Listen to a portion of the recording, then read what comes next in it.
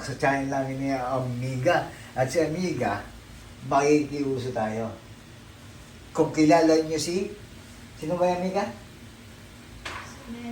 Neneng B. Gagawa daw si Amiga. Napanood niya to. Kaya, ang gagawin niya ngayon, hindi niya lang napanood. Gagawin talaga ni Amiga pala ito. Ang kanyang Neneng B. Anong tawag ba doon? Neneng B hotdog? Sandwich? Neneng B. Hungarian sausage. Hungarian sausage. Hungarian din ba to? Hindi siya Hungarian, Hindi pero Hungarian. mukhang Hungarian kasi malaki. American. American sausage. American hotdog. Kasi yung kay Neneng B, Hungarian eh. Pero ito, malaki rin naman yung hotdog na nabili ni Amiga. Kaya ang gagawin ni Amiga, gagawa daw siya ng Neneng B. Shoutout sa'yo, Neneng B. Nay, anong ulam? Sikat na sa Pilipinas sa mapanood namin. At kung kayo ay bago sa channel namin, dito kami sa Kuwait. At kami ay ang laman ng channel namin ay Buhay Kuwait, Buhay OFW, mga luto, gala, kainan, at kung ano-ano pa, at kung ano-ano na lang. Basta dito kami sa Kuwait at kung ano ang mga pinaggagawa namin, mga amigo at amiga.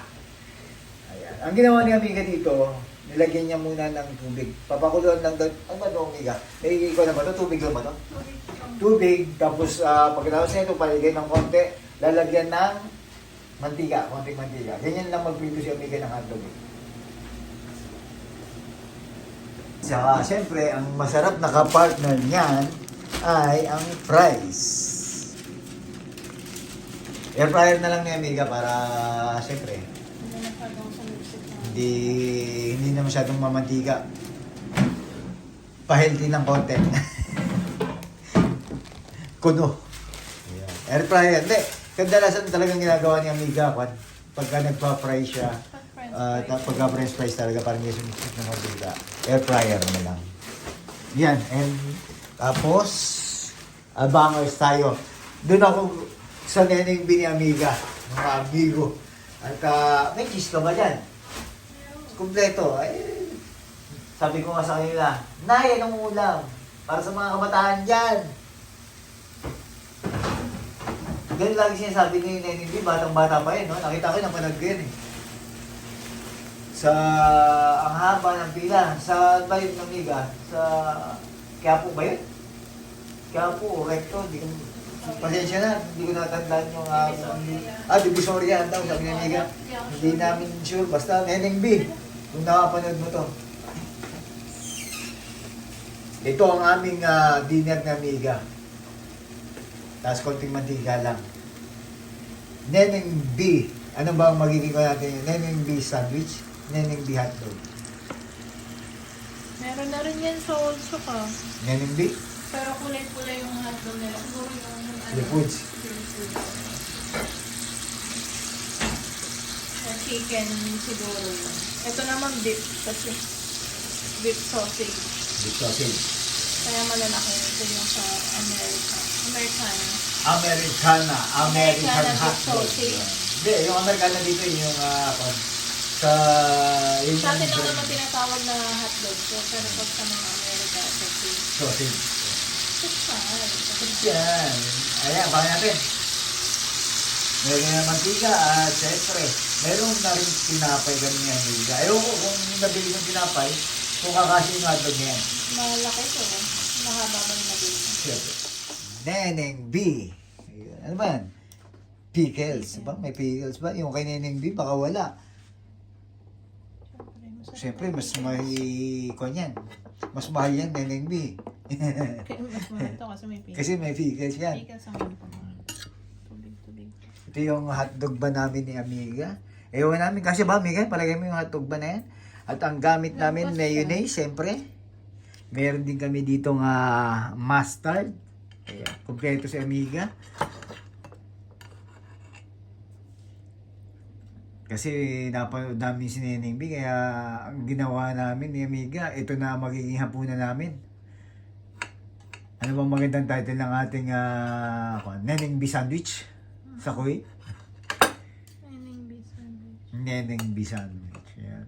Makikikon tayo, makiki-trending tayo kasi trending sa Pilipinas to eh. Neneng B ni Amiga. Neneng B ni Amiga. Kasi may Neneng B sa Kuwait na eh. Meron ba sa Kuwait? Diyan sa Ulsok ba? Ah, ganun? Oo. Kala ko pa naman, ikaw na nag-neneng B dito. Nakita ko lang din sa ano, sa mga post nila sa TikTok. Alam mo naman, daming nagte-TikTok. Ngayon ko nalaman pala, pag nag-TikTok ka, dami mo palang views. Mas marami pa yung views natin sa TikTok kaysa dito sa ating kwan. Okay lang. Pero siyempre, Sa YouTube meron ka kasing ano. Memories lang naman itong amin ni Amiga. At sabi nga namin, pag uwi namin sa Pilipinas, itong mga ginawa namin sa Kuwait, hindi namin malilimutan kasi may video na to. At ito yung panonoorin namin ni Amiga at mamimiss namin si Amiga. Sasabihin ko, Amiga, tanda mo ba yan? Habang nagkakapigan yan yung kinainan natin, yan yung ginagawa mo. Ito yung ating pinagagawa sa Kuwait. Kaya itong video na to, kayamanan namin ni Amiga to. Tinuturing ko ng isa sa kayamanan namin ni Amiga itong aming video ng YouTube na to. Kasi siguro pag nawala itong YouTube channel namin ni Amiga, huwag naman sana. Kasi may nababaitaan ako mga YouTube channel na biglang Wala. nahack. Di ba? Kumbaga parang nakukuha, nawawala na lang. Sana naman kumbaga kayamanan namin ni Amiga to. Aming memories dito sa Kuwait. Lahat ng video namin. At ito na nga. Ano na bang ginagawa mo, Amiga? Mayo, ketchup. Ang inaabangan ko dyan yung kung paano ko maglagay ng cheese. Yun yung nagpa-kuha sa kanya yung kanyang cheese na umaapaw. Yun. Ang ganda ng tunog. May naalala ko sa tunog na yan. Yun ba yung sa'yo? Oo. Pagka busog na busog ako. Aba, sa Aba, sakto. Sinukat. Sakto. Kita mo naman, sakto. Sabi ko sa'yo eh. Sakto! Sinukat mo ha? Siyempre. Dinangkal ko yan. Yeah, tapos may pickles pa. Nakalimutan ko yung nilid. Parang laki ng pickles. Okay lang ba yun? Parang bitin nga ang pickles. Okay na yan. Tapos, ano pa ang yung gagawin?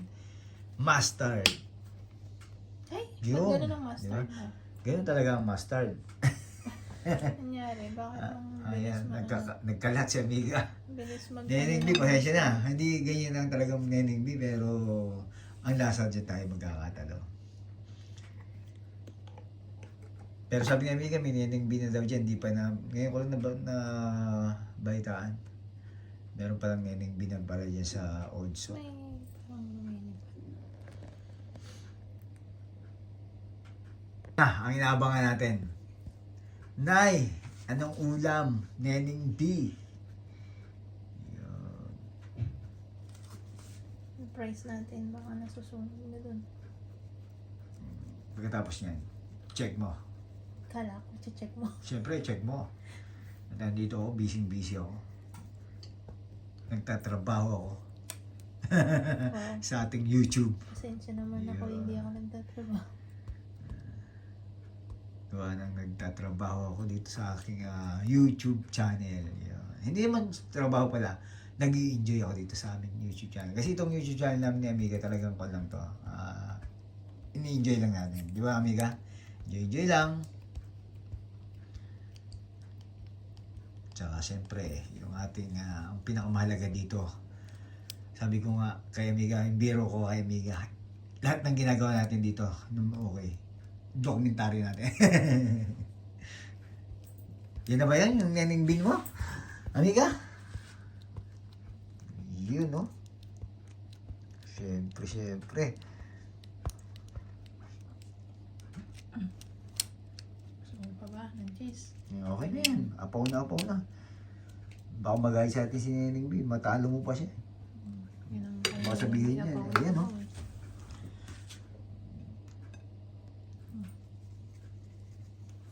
Yan ang ating Neneng D. May baka tutok. Ayun. Amiga, ikaw mo nga. Yung ano ko, place ko. Yeah. Siyempre, syempre, magandang partner nito. Meron kami ditong cheese fries. Ayan o. Daming fries, daming cheese.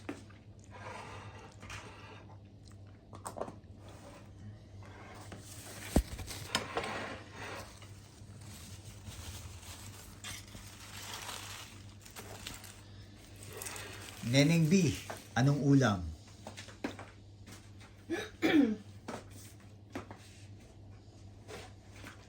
Daming cheese. That's it na. That's it, that's it. Amiga, anong ulam? Kung si Neneng B, ano sa'yo nasabihin ba niya? Nay, Anong anong ulam? Ayun. Yun yata yun. Mga kabataan dyan. Dami. Ito, ang ginawa ni Amiga. Neneng B style. Tikman mo na. Tikman natin. At para mahirap kainin ito, Amiga. Parang kailangan ko ng kutsilyo muna. Kasi nakakon siya eh. Tawag doon, nababara. Kutsilyohan muna natin. Mahirap kagatin eh. Tikman natin. Unang subo. Neneng B para sa ito.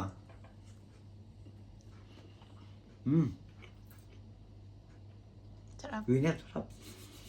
Tikman mo, Amiga. Panalo. Sarap. Kasi daming cheese. Yung Amiga mahilig sa cheese eh. Nakapanood lang namin to.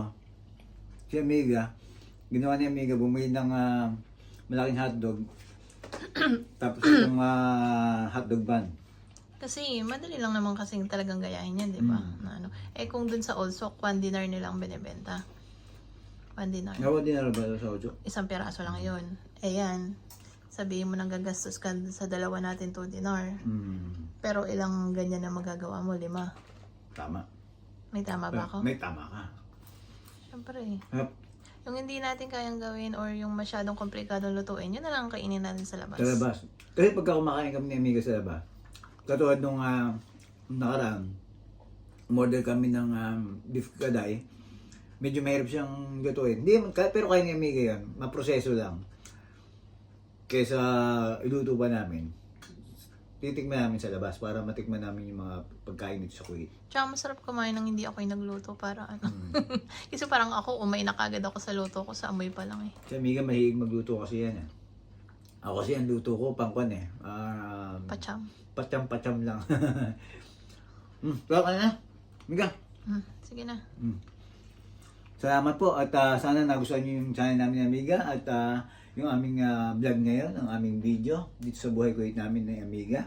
Sa aming pa-hotdog ni Amiga, paneneng B ni Amiga. Ingat po at respeto sa bawat isa.